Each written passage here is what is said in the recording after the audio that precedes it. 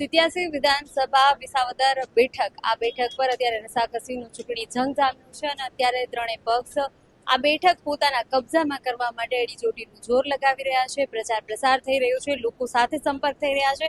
ત્યારે આપણી સાથે જોડાયા છે અત્યારે કોંગ્રેસના ઉમેદવાર નીતિન રાણપરિયા. આપણે તેમની પાસે સીધા વાત કરીશું. જી નીતિનભાઈ, એવા કયા મુદ્દાઓ છે કે જેને લઈ અને તમે પ્રજા સમક્ષ ઉતર્યા છો?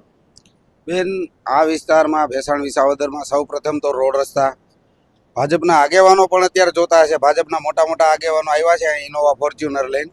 એ લોકોને પણ અત્યારે અંદરથી એમ થતું હશે કે ભેસાણ વિસાવદરની જનતા ખરેખર સાચી છે. એક પણ રોડ રસ્તો સારો નથી બેન.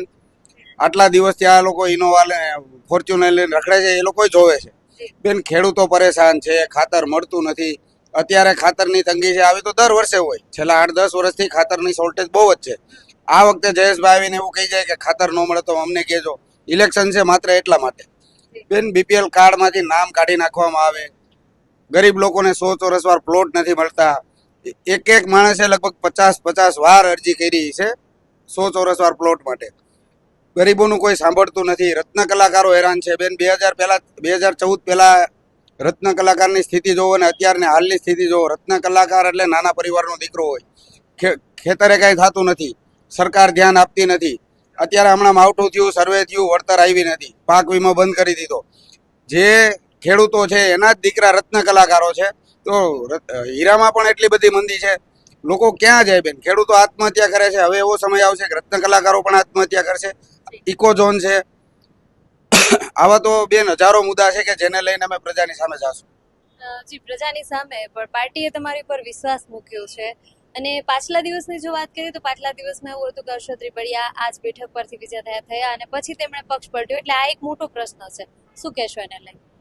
બેન, હું છેલ્લા 25 વર્ષથી લગભગ રાજકારણમાં છું. 2001માં પહેલી ચૂંટણી લડ્યો હતો ગ્રામ પંચાયત. ત્યારે તો સિમ્બોલ નહોતો. ગ્રામ પંચાયતની ચૂંટણી હું લડ્યો હતો ત્યારે સિમ્બોલ પંજાના નિશાન ઉપર નહોતો લડ્યો, પણ પહેલેથી મારી વિચારધારા કોંગ્રેસની હતી. બાદમાં હું કોંગ્રેસ સાથે જોડાયો. કોંગ્રેસ સાથે જોડાયા પછી હું 10 વર્ષ પંચાયતમાં રહ્યો. તાલુકા પંચાયતની ચૂંટણી લડ્યો, જિલ્લા પંચાયત લડ્યો, જિલ્લા પંચાયત જીતો, ICDSનો ચેરમેન રહ્યો. બેન, મેં મારા સપનામાં પણ એવી કલ્પના નહોતી કરી કે કોંગ્રેસ મને ધારાસભાની ટિકિટ આપશે. બેન, કોંગ્રેસ માટે મેં જે મજૂરી કરી છે એનું વળતર મને કોંગ્રેસે ટિકિટ આપીને આપી દીધું છે. હવે મારું પરિણામ હું જીતું હારું એ પછીની વાત છે, પણ કોંગ્રેસે મને જે આપવું મારી આશા અપેક્ષા હતી એના કરતાં વધારે આપી દીધું છે. એટલે હવે આ ચૂંટણીનું પરિણામ ગમે તે આવે, મારે ભાજપમાં જ આવવાનું કોઈ કે બીજી કોઈ પાર્ટી સાથે જોડાવાનું હું કોઈ કલ્પના પણ ના કરી શકું બેન. કારણ કે મારી કેપેસિટી હતી એના કરતાં વધારે મને કોંગ્રેસે આપી દીધું છે. નીતિનભાઈ, એવી અટકળો અને એવી વાતો પણ થાય છે કે જે રીતે ભાજપ પ્રચાર કરે છે, આમ આદમી પાર્ટી પણ જોરો શોરોથી પ્રચાર કરે છે અને કહેવાય છે કે કોંગ્રેસ એ પ્રચાર પ્રસારમાં કે કંઈક નબળી પડે છે ભાજપ અને આમ આદમી પાર્ટી સામે. એના લઈને શું કહેશો? બેન, વિસાવદર ભેસાણની જનતા સાણી છે, બધું જાણે છે. કિરીટભાઈ પેરિસ બનાવી દેવાની વાતો કરે છે. 800 દિવસમાં પેરિસ જેવા રોડ રસ્તા બનાવી દેશું. કિરીટભાઈ જ્યાં જુનાગઢમાં શ્રીનાથનગરમાં રહે છે ત્યાં તમે જઈ આવજો, ત્યાં રસ્તા કેવા છે. કોર્પોરેશન ભાજપનું છે, સરકાર ભાજપની છે, કેન્દ્ર સરકાર ભાજપની છે. તો પેલા જુનાગઢને પેરિસ બનાવવો, અહીંયા નથી બનાવવું. રહી વાત ગોપાલભાઈની, ગોપાલભાઈ છેલ્લા 40 દિવસ ત્યાં મોટી મોટી વાતો કરે છે. ખેડૂતો આમ છે ને કોઈ સાંભળતું નથી ને આમ છે. કાલે મેં એક મીડિયા દ્વારા જોયું છે કે ગોપાલભાઈ ઉપર પથ્થરમારો થયો અને ગોપાલભાઈને પલોઠી વાળીને પોલીસ સ્ટેશને બેસી જવું પડ્યું. એ ગોપાલભાઈ ફરિયાદી છે. એમાં જો આ પોલીસની સામે ગોપાલભાઈને પલોઠી વાળીને 1 કલાક બેસી જવું પડતું હોય તો પ્રજાનું શું કામ કરશે? એ બધી વાતો છે. અમિત શાહને મોરે મોરો આપી દેવો, આ રાજ્યના ગૃહમંત્રીને મોરે મોરો આપી દેવો, આવી વાતો કરતા હોય તો પીઆઈ તમારું માનતા નથી. તમે પોતે ફરિયાદી છો અને તમારે 1 કલાક બેસવું પડતું હોય તો પ્રજાના પ્રશ્નો માટે તમે શું કરી શકો? આ બધી ભ્રામક વાતો છે બેન. ખોલી પબ્લિકને ગેરમાર્ગે દોરવાની વાતો છે બેન. નીતિનભાઈ, જે રીતે પ્રચારમાં આપણે જોયું કે 2 દિવસ પહેલા જયેશભાઈ એવું કીધું છે કે વિપક્ષો દ્વારા ઉપાડા લેવામાં આવ્યા છે, એવી અનેક વિવાદિત નિવેદનો હતા. તેને લઈને તમે શું કહેશો? બેન, વિપક્ષો દ્વારા ઉપાડા લેવામાં નથી આવ્યા. વિપક્ષો દ્વારા ખેડૂતોની વેદના રજૂ કરવામાં આવે છે. એને તમે ઉપાડા કહો? આ મેં ઉપાડા લીધા છે કે ખેડૂતો માટે લડી છે તમારી સામે? આ મૂંગી બેરી સરકાર સામે જે લડતા હોય એને ઉપાડા કહેવાતા છે? એ તો એના નિવેદનો છે બેન. અમે તો આ લોકો અહીંના ખેડૂતો અને અહીંની પ્રજા માટે લડી છે. એ લોકો ઉપાડા કહેતા હોય ને તો હવે લોકોને સમજવું જોઈએ કે લોકોના પ્રશ્નો માટે અમે જે લડાઈ કરી છે એને ભાજપ વાળા ઉપાડા કહે છે. એવું કીધું કે 19 તારીખે તમામ દુકાનો બંધ થઈ જશે, આવા પણ આક્ષેપો કર્યા છે. શેની દુકાનો બંધ થઈ જશે બેન? ભાજપ વાળાને તો એવા જ નિવેદન દેવાના હોય બેન, જેવા આમ આદમી વાળા જે છે એવા જ નિવેદન ભાજપ વાળાને દેવાના. એ બે તો એક છે, બેના સેટિંગ છે.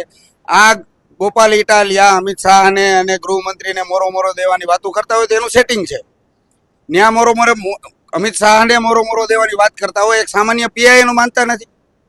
એની સામે એની પલોઠી વાળીને બેસી જવું પડે. અહીંયા સેટિંગ નથી એટલે વાં સેટિંગ છે. જી નીતિનભાઈ, જો આ બેઠક તમે જીતો છો તો પ્રજાને એવા કયા કામો છે કે જે ઘટે છે, થયા નથી, ખેડૂતો માટે, સ્થાનિકો માટે, કેવા મુદ્દાઓ લઈને સરકાર પાસે જશો? બેન, વિસાવદર ભેસાણ વિધાનસભામાં હું જીતીશ તો સૌ પ્રથમ હું પેરિસ તો નહીં બનાવી શકું, પણ અહીંની જનતા ચાલી શકે એવા સારા રોડ તો બનાવડાવીશ. બીજું કે ખેડૂતોના જે પ્રશ્નો છે એને લઈને હું આંદોલનો કરીશ. હું ન્યાય અપાવી શકે ત્યાં સુધી આંદોલન કરીશ. ગરીબ માણસો જે બીપીએલ થી પીડાય છે, જેને 100 ચોરસ વાર પ્લોટ નથી મળતા, હું લડીને એને અપાવવાના પ્રયત્નો કરીશ અને અપાવીશ બેન. નીતિનભાઈ, ગામ ગામ જાઓ છો, ગામે ગામ ખેડો છો, પ્રજા સાથે સંવાદ કરો છો, શું લાગે છે પ્રજાનો મિજાજ શું છે? પ્રજાનો મિજાજ બેન અત્યારે વિસાવદર વિધાનસભાની જનતાનો એક જ છે કે સ્થાનિક ઉમેદવાર જોઈએ છે અને આપણો જોઈએ છે. આ બે ઉમેદવાર છે એ પૈસાવાળાને છે અને આપણો ઉમેદવાર છે એ ગરીબ માણસોનો છે, ખેડૂતોનો છે. લોકોએ મન બનાવી લીધું છે કે આપણા છોકરાને જીતાડવાનો છે.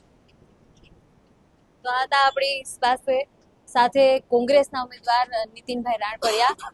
કોંગ્રેસને અત્યારે પ્રજાનો મિજાજ મળી રહ્યો છે અને સ્થાનિક મુદ્દાઓ છે, લોકોના પ્રશ્નો છે, ખેડૂતોના પ્રશ્ન છે, તેને લઈને તેઓ દ્વારા અત્યારે આ જે બેઠક છે એ કબજે કરવાના પ્રયાસો કરવામાં આવી રહ્યા છે. અનેક અટકળો, અનેક વાદ વિવાદ, અનેક જે રીતે આક્ષેપો પ્રત્યે અત્યારે કોંગ્રેસ પક્ષના જે ઉમેદવાર છે અત્યારે પ્રજા સમક્ષ ઉતરી અને સંવાદ કરી અને આ બેઠક પર જીત પોતે હાંસલ કરશે એવા દાવાઓ કરી રહ્યા છે.